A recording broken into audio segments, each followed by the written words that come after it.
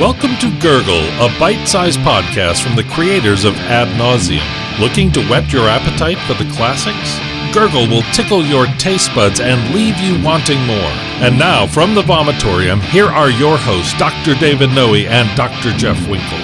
Welcome, Ad Nauseam listener, to Gurgle. Gurgle, what is this? Gurgle, come on, Jeff. What are we doing here? Well, it's Gurgle with a V. Gurgle with a V, yes. First of all, and let's say that you are the avid classics fan. Yeah. You with me so far? So far, yeah. Okay, but maybe you don't have an hour to devote to the full smorgasbord of classics consumption. That's right. You're on the go. You're schlepping stuff around. What are you going to do? What are you going to do? Well, right? We have decided here at Ad Nauseam headquarters, Vomitorium East, to provide you with a huggable portion.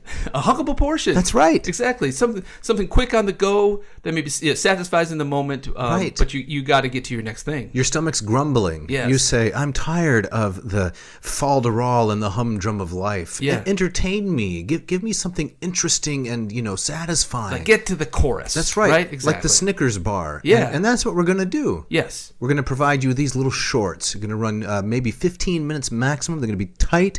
Yep. Digestible portions of a little bit of classics knowledge, which you can consume really in any setting. Right. And the an extension of the idea is also that these will be standalone episodes. You can gobble them up and be on your way, and that's it. Yes. But they will also hopefully kind of connect to other larger episodes that we've done. So if you want to use this as a jumping off point and go deeper, you can do that too. Yeah, because look, we got a catalog now of 82 different episodes. Yep. But who has the time necessarily to sit down and consume for an hour? Exactly. We've got your solution here, the Gurgle. The Gurgle. But why is it named that? Gurgle with a V. Well, because the podcast, the umbrella name is Ad Nauseam, right? And so we the eating is has been a kind of a thread, a theme throughout. Yeah, it's for classical gourmands. Yes. Right, so this is for you feel that stomach rumbling. Right. You don't have time for the 4-course dinner. No. And this is for the snack on the go. Yeah, you grab that huggable portion. Yep. Gurgle. That's right. So Dave, let's dive into it. All right. Let's keep these promises. All right. So today we're going to introduce the Aeneid. Yes. The Aeneid, you say, 12 books of Latin hexameters. What are you going to do? Well, just the first 11 lines. Yep. And this is, I think we've teased on previous episodes. We are going to cover the Aeneid in the long form format. Correct. But this is a teaser, a little bit of a knowledge to kind of to whet the appetite. Exactly. Yep. It's an appetizer. So the opening quote is from a fabulous scholar named Brooks Otis. This is the work Vergil, A Study in Civilized Poetry, an epoch-making book, 1964 from Oxford. And he says in chapter 6, page 215, the Aeneid seems at first sight something radically different from either the Eclogues or the Georgics. We can understand why the young Vergil, the Vergil of 42 BC, should have turned from his projected res Romani, all things Roman, to the soft and pleasing verse of the Eclogues. He was both too immature and too aware of Homer's unapproachable excellence to undertake such a task at the time. So a fearsome thing that he's undertaking. Yes. Yes. So, yes, I mean, I would agree with that. This is radically different from the Georgics and the Eclogues. Even if the meter is the same, the sound, the music is the same. This is a radically different subject. Mm-hmm. We have no poetry from Vergil that was not written in hexameter. Right. So, of course, he could have written in many different meters, like Catullus, no doubt. He's a master of verse. We only have hexameter. Mm-hmm. And now we come, right? He begins work on this in 29 BC. He dies in 19. It's published posthumously. And now we come to perhaps the most famous lines in Western Lit. Yes. So before we get to those, I mean, for the audience who might be new to this stuff, is so the character of Aeneas, who shows up in Homer's Iliad. He is a Trojan. That's right. But he's connected to this larger story that he, along with some of his followers, are some of the very few Trojans to escape the destruction of Troy. That's right. He's the nephew of King Priam, the king of Troy. Right. And his name means Bronze Age guy. Aeneas, Bronze Man. Bronze Man. Exactly. Bronzo, we could call him.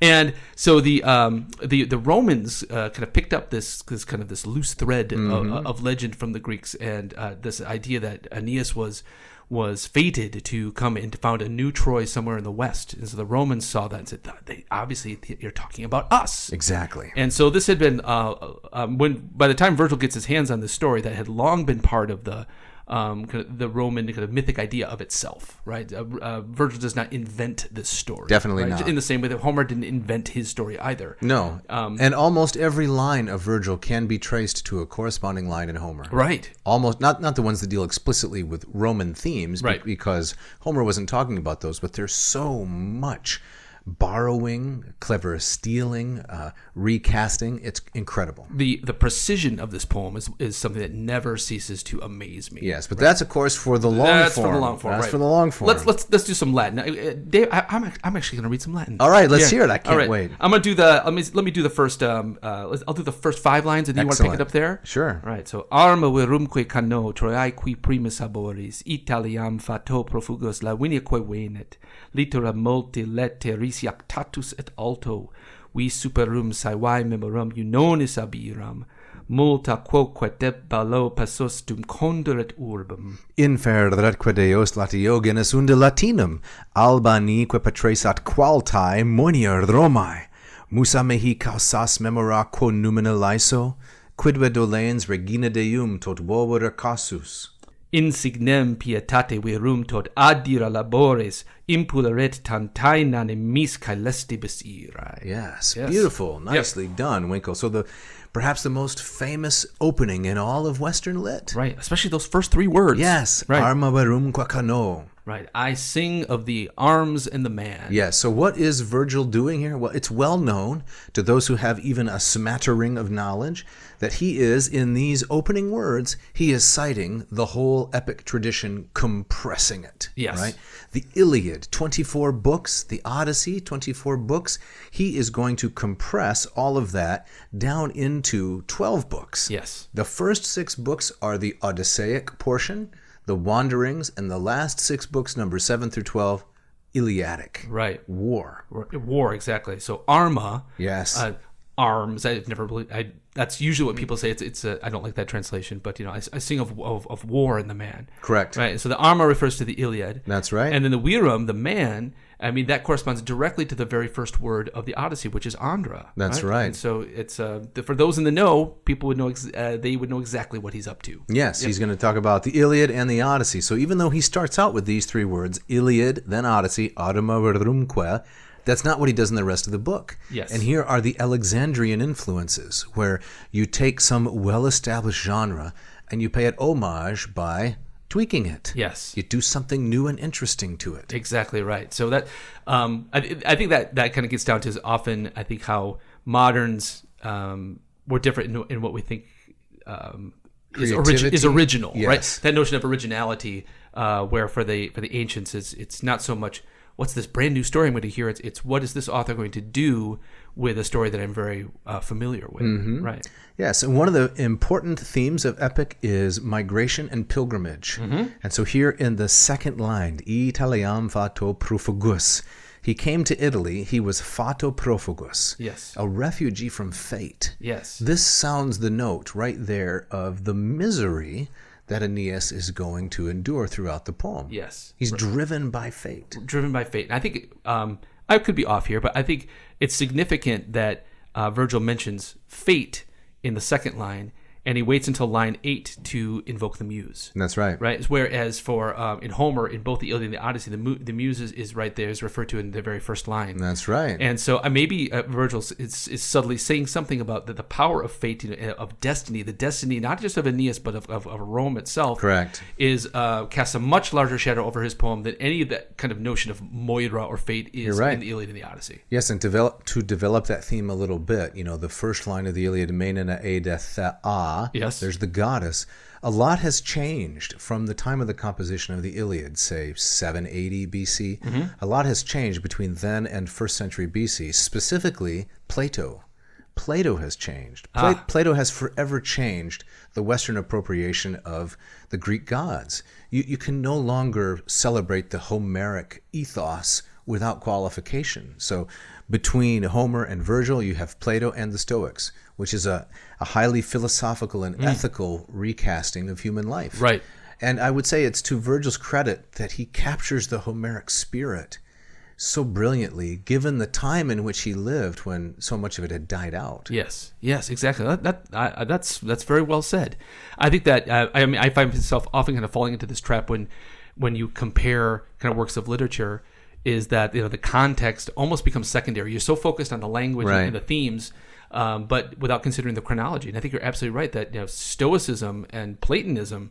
You're right. That's a marker. Exactly. There's kind of before Plato and there's after Plato. Right. Yeah. But the genius of Vergil is that within that world, he's able nevertheless to connect to Homer. Absolutely. So we go on to the third line. Litura multileter dris jactatus et alto.